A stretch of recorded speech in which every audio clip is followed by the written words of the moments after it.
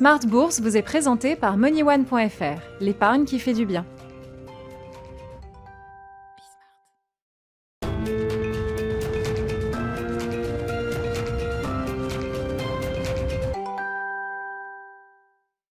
Smart Bourse, c'est votre double dose quotidienne de marché sur Bismart en direct à la mi-journée, 12h30, 13h et le soir la grande édition à partir de 18h30. Au sommaire de cette édition de la mi-journée, le coup d'envoi d'une semaine américaine forcément avec le point d'orgue de l'élection américaine cette semaine, mais pas uniquement. La séquence américaine sera intense sur le plan politique donc, mais également sur le plan macroéconomique et de la politique monétaire puisque la Fed se réunira dans le sillage du scrutin américain les 4 et 5 novembre avec une décision qui sera rendue donc ce jeudi par la Banque centrale américaine. Quel message portera-t-elle au lendemain des élections américaines? Message qui pourrait dépendre évidemment du résultat du scrutin qu'on n'aura peut-être pas de manière claire et définitive dans les prochains jours. Donc c'est un scénario un peu compliqué de ce point de vue-là. Et puis une semaine macro intense également avec des enquêtes de conjoncture aux États-Unis notamment pour le mois d'octobre ainsi que les indicateurs d'emploi traditionnels de chaque mois. On aura l'enquête du secteur privé ADP ce mercredi et puis le grand rapport mensuel sur l'emploi aux États-Unis pour le mois d'octobre qui sera publié ce vendredi. En Europe, ce sera encore une semaine chargée en matière de publication d'entreprises. Grosso modo, la moitié, 50% de la cote européenne a déjà publié. Il reste encore 50% à publier. Ce sera une semaine marquée notamment par la publication des banques françaises, BNP Paribas, Société Générale, Crédit Agricole, Natixis. Tous ces groupes bancaires français publieront leurs résultats tout au long de la semaine. Et comme chaque lundi à la mi-journée, c'est l'occasion de se focaliser sur ces prochaines journées de trading. Le plan de trading, ce sera dans quelques minutes avec notre partenaire Bourse Direct.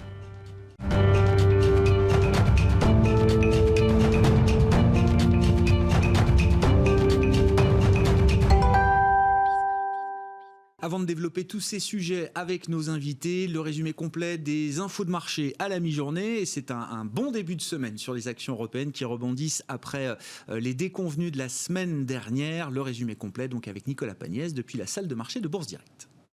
La tendance était hésitante en début de matinée, mais les publications de PMI manufacturiers solides en zone euro ont porté le CAC 40 aux alentours des 4650 points, niveau sur lequel il est toujours à la mi-journée. Le DAX est de son côté dans le vert également à la mi-journée, dépassant les 11 700 points. Dans le sillage des PMI manufacturiers en Chine, faisant état d'une rapide progression de l'activité grâce à une accélération de la demande intérieure, la zone euro montre elle aussi que son activité manufacturière se redynamise. Le PMI manufacturier en zone euro pour le mois d'octobre ressort à 54,8 points contre 53,7 en septembre. Dans le détail, l'indicateur de la production sur le mois monte même à 58,4 points. Une remontée couplée à celle du carnet de commandes qui porte l'indice à des niveaux rarement dépassés ces dernières années. La reprise est cependant inégale en zone euro et largement tirée par l'Allemagne qui voit son propre PMI manufacturier ressortir à 58,2 points en octobre, soit son plus haut niveau depuis février 2018. La France, elle, fait état d'un mois d'octobre solide à 51,3 points, soit très légèrement au-dessus de son niveau de septembre. Cette bonne nouvelle sur le front donc de l'activité manufacturière arrive tout de même dans un contexte de prudence sur les marchés, alors que les pays européens étendent les mesures de restriction. Après la France, l'Irlande et l'Allemagne, c'est à présent le Royaume-Uni et le Portugal qui confinent leur population. L'Autriche impose de son côté un couvre-feu, tandis que la Grèce ferme ses bars et restaurants. Des décisions qui laissent craindre aux investisseurs que la reprise amorcée au troisième trimestre subissent un nouveau ralentissement sur la fin d'année.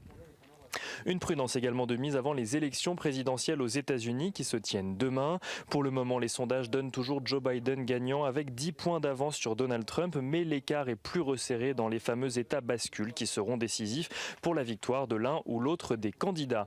Du côté des valeurs à présent à la mi-journée, Unibail-Rodamco-Westfield annonce une baisse de 29,5% de son chiffre d'affaires sur les 9 premiers mois de l'année. Unibail-Rodamco-Westfield qui redoute qu'un retour au confinement dans plusieurs pays européens continue à peser sur son activité.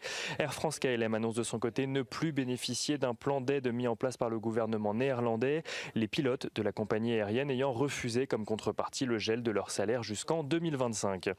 Sanofi annonce de son côté lancer une OPA amicale sur Kiadis, une biotech néerlandaise spécialiste notamment des thérapies cellulaires. L'opération portera sur l'intégralité des actions Kiadis au prix de 5,45 € par action, une opération estimée au total total à 308 millions d'euros. Et à la mi-journée à Paris, Fnac Darty accuse le coût de la fermeture de ses rayons culture pour 2 semaines à compter de mardi, tandis que Saint-Gobain voit de son côté l'analyste d'avis passer de sous-performance à neutre sur son titre à la suite de la publication de ses résultats trimestriels. Et on regarde ce qui se passe du côté des matières premières. Le baril de Brent remonte ce matin par rapport à ses niveaux de vendredi.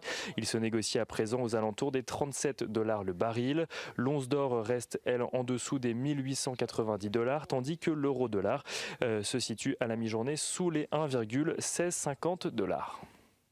Nicolas Pagnès avec nous en fil rouge tout au long de la journée sur Bismart depuis la salle de marché de Bourse Direct. Bon début de séance, bon début de semaine sur les actions européennes puisqu'on gagne autour de 2% sur les principaux indices avec un CAC 40 qui s'établit à la mi-journée à 4680 points.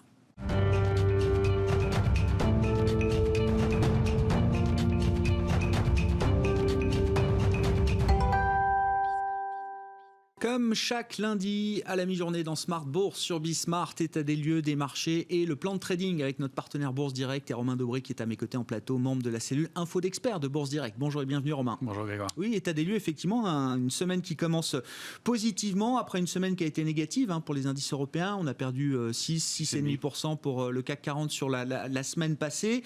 Rebond qui est un rebond technique. Est-ce qu'il faut comprendre que les vendeurs sont en train de se racheter en ce début de semaine, Romain ? C'est exactement ça. En fait, ils l'ont fait déjà jeudi et vendredi dernier.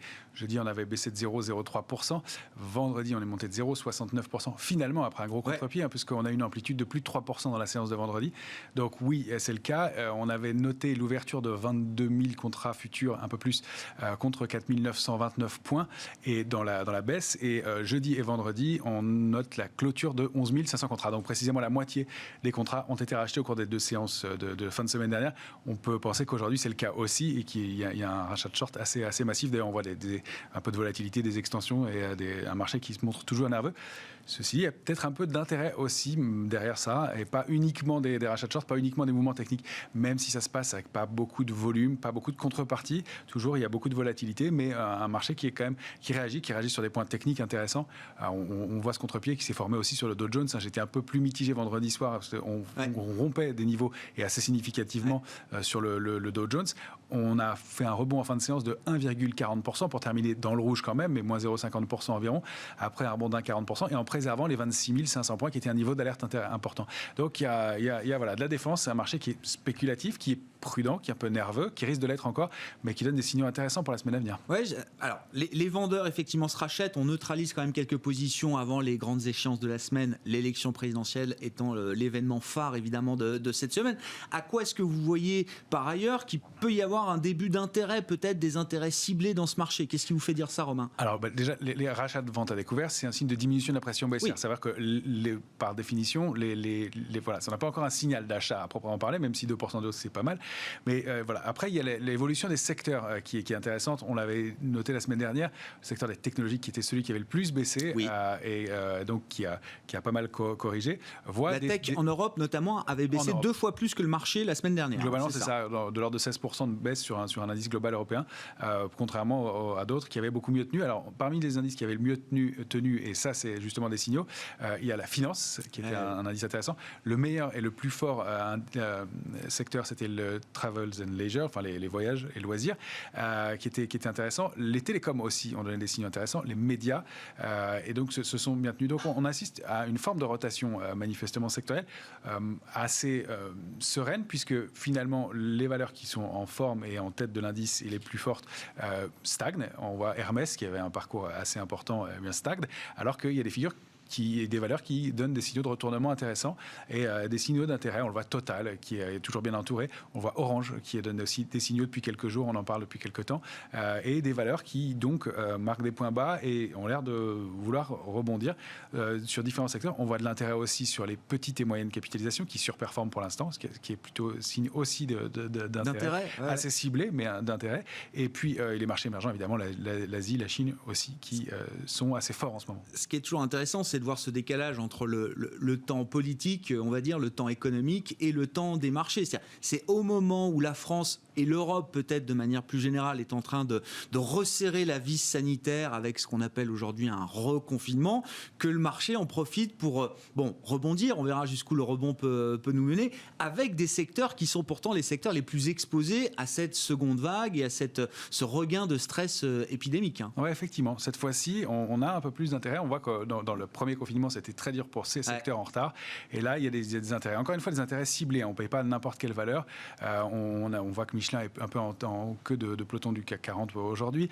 Mais il y a le secteur bancaire, vous en parliez, qui va publier cette semaine. Oui. Ce n'est pas un secteur fort, c'est un secteur un peu neutre pour l'instant, mais qui manifestement est entouré. Et puis, il y a des valeurs qui forment des signaux de retournement un peu intéressants. On voit Air Liquide qui prend 2,5% quand même, alors qu'elle avait pas mal corrigé. Atos aussi, qui était pas très bien orienté, qui marque un coup d'arrêt sur des niveaux importants. Et on voit que Dassault Systèmes, en revanche, elle patine un peu. Donc, un réajustement, un retour à l'équilibre. Ça veut dire qu'on jouerait peut-être ce reconfinement de manière un peu différente. Les valeurs stay at home, confinement ont déjà tellement profité de l'engouement des investisseurs ces derniers temps qu'on regarderait peut-être ailleurs d'autres secteurs malgré le reconfinement. Oui, exactement. Et alors, on voit aussi un intérêt à nouveau pour le secteur des biotech qui était intéressant et qui avait beaucoup bougé, mais qui stagnait un peu depuis quelques temps, qui sous-performait. Donc là aussi, encore une fois, tout ça va se faire probablement avec de la volatilité, avec des volumes qui sont un peu plus étoffés depuis quelques jours et depuis quelques séances, mais qui se passent plutôt bien graphiquement et techniquement. Alors, ce qu'on peut regarder sur l'indice parisien, c'est on va prendre comme zone d'alerte 494, 4515, qui va être la zone d'alerte. Le niveau de 4555, c'était le point pivot, vraiment la cible baissière qui est défendue pour l'instant. Les premières cibles, c'est 4732, 4762. Je pense que ça, c'est une bonne cible hebdomadaire. Au-dessus de 762, ce serait très bien, mais c'est une zone neutre à mon sens sur le marché. Donc, vous voyez, on est loin de reprendre une dynamique haussière. 762, 4762, 4816, on va être dans une zone de neutralité. Et c'est au-delà de 4816 qu'on pourrait considérer qu'on reprend une dynamique haussière. Donc, on en est loin pour l'instant, mais il y a du potentiel et de l'intérêt, donc plutôt des choses intéressantes avec des secteurs qui ont le vent en poupe manifestement. On en est loin, d'autant qu'il y a quand même toute une série d'événements cette semaine. L'élection présidentielle, évidemment, mais il y a d'autres événements majeurs attendus tout au long de la semaine, que ce soit sur le plan macro ou sur le plan des banques centrales ou des résultats encore, Romain. Oui, bien sûr. Alors, sur le plan macro, il y a la semaine, c'est la semaine aux États-Unis de tout ce qui est les ISM, les enquêtes de conjoncture. Les enquêtes de conjoncture d'une part, et puis l'emploi aussi, bien avec sûr. L'enquête dans le secteur privé mercredi, vendredi l'enquête gouvernementale et le taux de chômage, donc évidemment très important. Et toujours beaucoup de publications, il y a 9 valeurs du CAC 40 qui vont publier cette semaine, vous l'avez dit, notamment des valeurs bancaires, donc mardi, mercredi et jeudi, BNP, Société Générale et Crédit Agricole, donc ça va aussi être source d'intérêt. À la fin de la semaine, aux États-Unis, les secteurs des télécoms qui va publier, donc ça peut être aussi intéressant et peut-être un phénomène d'aspiration pour les valeurs télécoms européennes aussi, et un secteur qui avait pas payé dans le premier confinement, étonnamment, alors que c'était un secteur qui avait été l'objet de grosses activités pour cause de télétravail et autres. Donc il y a des éléments, intéressants et une semaine très très chargée, particulièrement chargée, avec une réunion de la Fed aussi qui aura lieu et qui est décalée dans le compte-rendu, aura lieu jeudi soir au lieu de mercredi habituellement. Donc il y aura probablement beaucoup de volatilité, beaucoup de nervosité, beaucoup de contre-pieds, mais on voit qu'il y a des intérêts qui se mettent en place et c'est peut-être un point d'entrée. Les gérants disaient qu'ils attendaient un repli pour rentrer. Manifestement, peut-être qu'on l'a eu. Ça se joue là. Peut-être qu'on l'a eu, ce repli. C'est manifestement. Ça. Aujourd'hui, on voit effectivement belle séance haussière. C'était pas évident à l'ouverture, mais ça s'est mis en place au fur et à mesure. À la mi-journée, on gagne quasiment 2% sur les indices européens en attendant l'ouverture de Wall Street. Ce sera une semaine importante pour la Chine également, avec un événement majeur qui sera la plus grosse introduction boursière au monde, qui se déroulera jeudi à Hong Kong. C'est énorme. C'est une capitalisation estimée à 300 milliards de dollars, et puis un monstre qui intervient dans tous les domaines. Paiement, crédit. Qui s'appelle Ant Financial. Voilà, oui, pardon. Mais je suis pas sûr que ce soit un groupe encore très grand public, jusque chez nous en Europe en tout cas. Peut-être on connaît plus le mot Alibaba, mais filiale d'Alibaba. Filiale d'Alibaba, et donc dans tous les domaines, paiement, retrait, transfert, ils vendent même des fonds aujourd'hui. Ils sont sur et tout. Et ce sera un succès. Enfin, je veux dire, c'est sursouscrit, je ne sais plus combien de fois, et c'est déjà des transactions entre 4 et 500 000 transactions par seconde. C'est un monstre. Vraiment, qui est en train de faire changer le monde bancaire. Et on comprend les difficultés du secteur bancaire par ailleurs face à des modèles comme celui-là. c'est plus du tout une start-up, hein, c'est une société qui vaudra donc plus de 300 milliards de dollars de capitalisation boursière. Normalement, dès son premier jour d'introduction, ça se passera donc ce jeudi à Hong Kong et également sur le Star Market de Shanghai, hein, qui est un peu la version chinoise du Nasdaq. C'est un marché assez nouveau qui a été mis en place il y a un an, je crois maintenant. Oui, 2-3 ans. Peut-être pas 4-5 ans. Le Star Market, si, c'était... C'est moi qui... Non, peut-être, mais enfin bon, c'était un nouveau marché présenté comme le Nasdaq chinois. Voilà, c'est ça. Concurrent du Nasdaq, sur la place de Shanghai. Bon, on suivra tout ça, évidemment, avec des objectifs que vous avez définis pour cette semaine. Au-delà de 4700 points pour le CAC, hein, si on est sur une tendance haussière, c'est ça sur la semaine, hein, Romain. La cible, c'est la cible idéale, 4732, 4762. C'est une cible qui serait assez raisonnable, on va dire, pour la semaine, compte tenu du contexte. Il va falloir reconstruire. On a quand même baissé avec du volume. Et puis, on est dans un contexte d'incertitude. Et puis, on l'expliquait, il y a toute une stratégie qui se joue en ce moment. Il y a pas mal de géants qui, manifestement, ont commencé à prendre du bénéfice sur des performances et des années qui sont assez intéressantes, une année qui est assez intéressante. Donc, il n'y a pas de précipitation pour intervenir dans le marché aujourd'hui. Il va falloir qu'on y voit plus clair et que des secteurs se démarquent. Et là, ça pourra peut-être déclencher de l'intérêt un peu plus poussé. Déjà, les phénomènes d'habillage de portefeuille de fin d'année qui commencent en ce début de mois de novembre. Merci beaucoup, Romain. Romain Dobré avec nous le lundi et le vendredi, notre partenaire Bourse Direct dans Smart Bourse sur Bismart.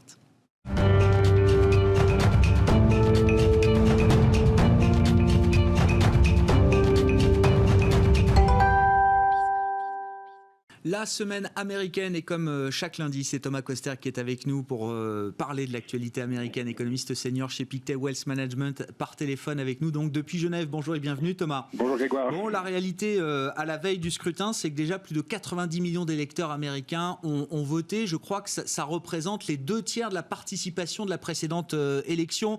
Qu'est-ce qu'on peut déjà tirer comme enseignement de cette situation, Thomas ?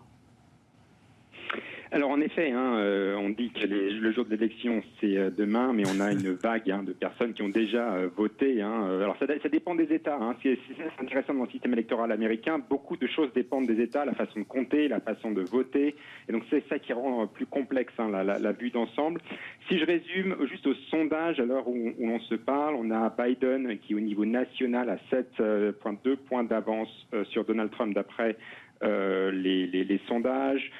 Au même moment, en 2016, Clinton est à seulement 3 points d'avance au niveau national. Donc les sondages montrent un net avantage pour Biden et au niveau national. Mais même maintenant, il faudra faire une petite astérisque parce que ça va dépendre en fait des fameux États pivots, les États pivots du Sud et les États pivots du Nord. Et c'est eux où la différence va se faire. Et on voit que la marge là est beaucoup plus ténue qu'au niveau national.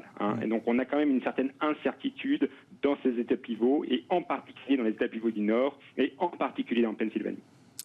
Pennsylvanie et Floride, notamment, donc État du Nord, État du Sud, ce sont les deux États clés, ou en tout cas les emblèmes de ces États clés pour vous, Thomas. Ça veut dire que Pennsylvanie, Floride ou d'autres États clés, il va falloir peut-être attendre plusieurs jours avant d'avoir une vision claire de la situation des résultats du scrutin, Thomas ?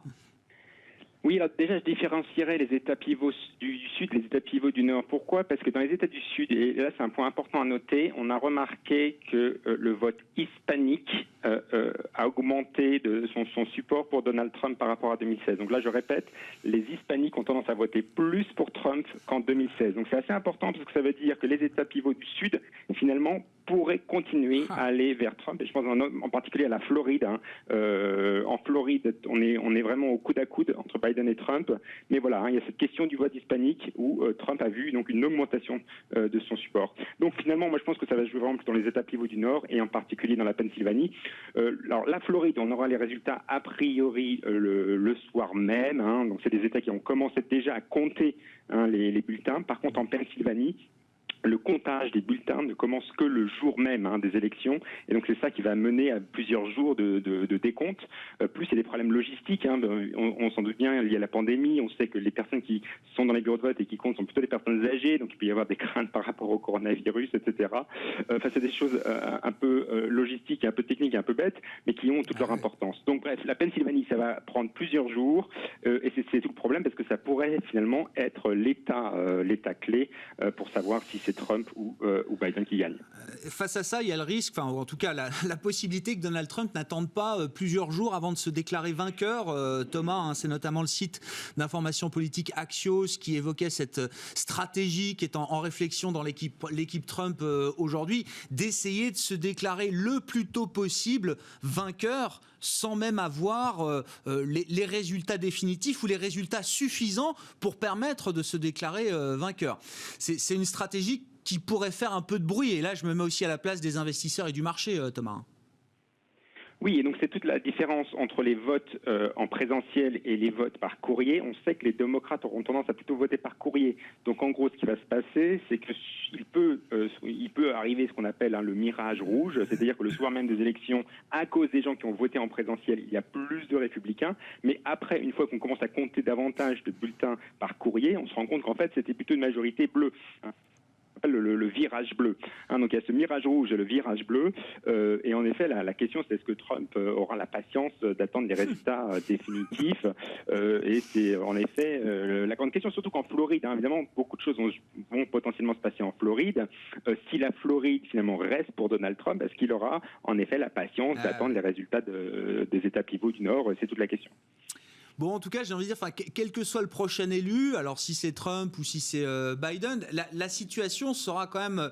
il y aura en tout cas des questions urgentes à traiter sur le plan économique notamment. On verra ce que donnent les chiffres d'emploi en fin de semaine, mais depuis un moment, vous nous alertez sur les faiblesses de l'économie américaine après le puissant rebond qu'on a pu observer, Thomas. Et puis, l'absence de compromis budgétaire. Est-ce que ce sont des sujets, mettons-nous dans le cas d'une victoire Biden, par exemple, qui pourrait être géré assez rapidement, notamment l'idée d'un soutien budgétaire immédiat ou d'urgence à nouveau pour les ménages et les entreprises américaines? Oui, alors d'un point de vue macroéconomique, la séquence risque d'être un peu difficile à court terme, puisqu'on a déjà des propos de Mitch McConnell, du sénateur républicain, qui dit qu'il ne voudrait pas faire passer de stimulus pendant la fameuse session du Congrès, qui est celle du mois de novembre et décembre. Parce que je rappelle, le nouveau Congrès ne commence qu'à partir du mois de janvier. Et donc là, il y a un peu un problème, c'est que l'économie américaine a besoin de ce stimulus. Moi, je pense, je suis convaincu. On voit dans les statistiques de revenus, on voit que ça baisse très fortement, parce qu'évidemment, le stimulus du printemps commence à arriver à sa fin. Et donc, il y a besoin d'un nouveau paquet. Or, le Congrès n'a pas l'air d'être pressé d'en voter un. Deuxième point, le point de la pandémie, puisque je rappelle que la pandémie progresse fortement aux États-Unis également. C'est un peu, on est un peu en retard par rapport à l'Europe, mais j'ai l'impression qu'on se dirige un peu vers la même situation. On est à plus de 100 000, quasiment à 100 000 à peu près, nouvelles infections par jour. Et on sait qu'évidemment la réponse et la vision de Trump par rapport à Biden concernant le virus, mais aussi la façon de s'attaquer à la question du virus est très différente. Et il pourrait y avoir une situation où, si rien n'est fait d'un point de vue sanitaire dans les 2 prochains mois, s'il y a un nouveau président, donc qui est Joe Biden au mois de janvier, si les taux d'hospitalisation montent en flèche, quid? Est-ce qu'on va refermer l'économie? Et je pense que il y a un risque qui est en train de monter là-dessus, donc d'un confinement fédéral avec une élection de Joe Biden dès le mois de janvier, si les cas de coronavirus continuent à monter autant qu'ils le font ces derniers jours. Ouais, ça veut dire quand même que les premiers mois du nouveau locataire de la Maison Blanche pourraient être quand même un peu compliqués à gérer, Thomas. C'est vrai que notamment sur le front de l'épidémie, pour l'instant, on a le sentiment que rien de plus n'est fait aux États-Unis, alors que nous, on est en train de repartir sur quelque chose assez dur et en tout cas assez général en Europe. Donc là, on a vraiment 2 stratégies très divergentes. On verra en fonction du résultat de l'élection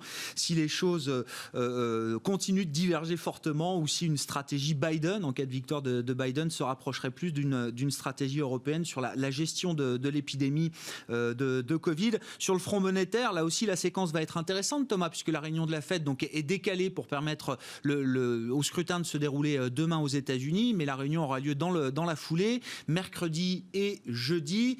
Alors, je dis a priori, on n'attend pas de décision de politique monétaire cette semaine de la part des officiels américains. Non, tout à fait. On a une situation où la Fed est globalement un peu perplexe. Alors déjà un peu perplexe par rapport au nouveau plan budgétaire. La Fed est en train de mettre la pression sur le Congrès pour voter ce fameux plan. Mais le problème, c'est qu'on voit que ce plan n'arrive pas. Et donc, que va faire la Fed?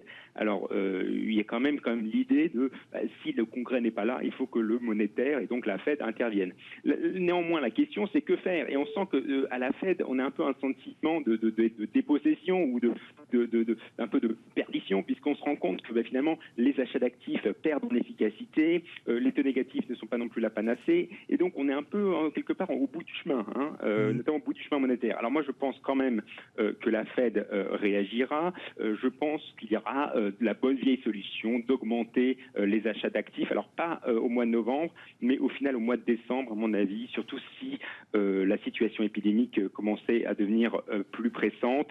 Et aussi, je pense qu'il faudra un certain catalysme du point de vue des statistiques économiques. Pour l'instant, les statistiques officielles, notamment le taux de chômage, continuent de montrer un taux de chômage qui diminue. Mais là, il faudra vérifier ça. On aura à mon avis, deux rapports de l'emploi, celui qu'on aura cette semaine et celui dans un mois, qui donneront davantage de lumière sur la dynamique économique américaine. Moi, je m'attends à un certain ralentissement et en effet, ça pourrait être le catalyste qui mène la Fed à de nouveaux rachats d'actifs, même si on est dans cet environnement où on a comme un questionnement sur vraiment l'efficacité de ces achats d'actifs. D'ailleurs, il y avait un sondage de Bloomberg qui montre que la plupart des analystes trouvent ça complètement inefficace et ils n'ont pas forcément tort, mais c'est ainsi. Enfin, que dirait-il ces mêmes analystes si la Fed ne faisait rien en décembre? Non, mais c'est le piège aujourd'hui pour les banques centrales. Ne rien faire, ce serait pris comme un aveu effectivement de faiblesse ou d'impuissance, sachant que tout le monde se demande encore à quoi ça sert de rajouter des milliards et des centaines de milliards d'injections de liquidités. Et tout à fait, comme vous le dites, je pense que la Fed n'est pas prête à cet aveu d'impuissance. Que soyons clairs. On peut pas avouer effectivement cette impuissance à ce stade-là. Pour conclure, Thomas, comment vous lisez la résilience peut-être des taux longs américains? Alors, on a vu effectivement le Nasdaq, les grandes valeurs GAFA corriger un peu la semaine dernière, mais ce qui m'a marqué, moi, c'est de voir le 10 ans américain revenir très vite au-delà des 0,85%. Alors évidemment, en absolu, c'est très très faible. On était à près de 2% en début d'année, 1,90 sur le 10 ans américain, mais on voit quand même une forme de résilience. Je ne sais pas, est-ce qu'il y a un signal économique derrière qu'il faut comprendre? Alors, je ne pense pas qu'il y ait un signal économique, à mon avis, puisqu'il y a comme une divergence entre si le marché obligataire presse la fameuse reflation, c'est pas ce qu'on voit dans le marché action, par exemple. Donc, voilà, il y a des dynamiques assez propres par rapport à ça. Alors, il y a toute une question qu'on n'abordera pas ici, mais comme qui est assez importante sur le rôle de l'obligataire dans les portefeuilles, qui fait aussi une grande question, mais on met ça juste de côté, mais il faut quand même y penser. Deuxième point, c'est la Fed. La Fed au monde, quelque part, plus elle va revenir dans le marché pour les faire baisser. C'est ma fameuse théorie de plus ça monte, plus ça va baisser. Donc, quelque part, plus les taux longs continuent de monter, plus il y a de chances qu'on ait du QE au mois de décembre. Ouais. Bon, le marché qui teste un peu peut-être la Fed et sa capacité à délivrer une nouvelle enveloppe d'injection de liquidités à horizon de la fin d'année. Merci beaucoup Thomas. Thomas Koster qui est avec nous chaque lundi à la mi-journée pour évoquer l'actualité américaine au début d'une semaine intense sur le front de la politique américaine, bien sûr, avec le scrutin prévu demain. Thomas Koster, économiste senior chez Pictet Wealth Management, avec nous dans Smart Bourse sur Bismart. On se retrouve ce soir à 18h30 en direct. Pour l'instant, les indices européens à la mi-journée sont très bien orientés, rebondissent après une semaine négative puisqu'on gagne entre 1,5 et 2% à la Bourse de Paris.